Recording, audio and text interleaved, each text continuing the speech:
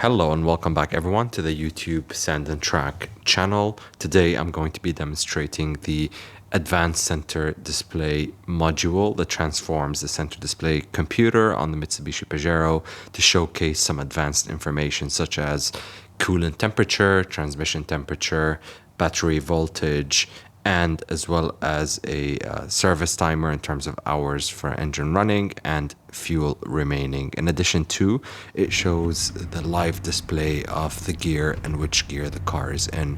It's a plug and play device that plugs right into the back of the center display.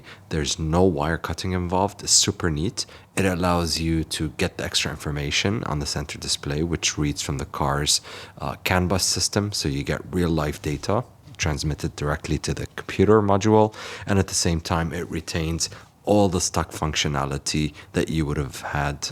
The only thing with it to note is that this replaces the feed that comes out from the radio that shows the track number, the radio channel, etc. Now, if you have an Android device with an Android screen, that's really a non-issue then, because you get all the information on the Android screen. If you don't have a screen in the car for your radio, then you're going to miss that display. Otherwise, the rest of the functionality still remains in the original center display. What you do get is this really neat device that has multiple versions of also multiple display configurations that you can take a look at, and I'm alternating between a few here. On the flip side, you can get all this information from a scan gauge device or perhaps an OBD reader that you just plug into the car.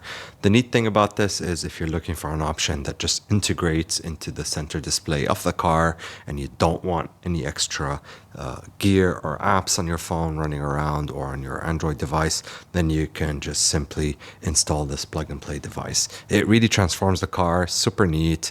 The best thing is it upgrades the stock functionality and it adds some really cool features. So again, full details are in the description below. Do make sure to subscribe and stay tuned for the next Sand the Track video. Thank you for watching.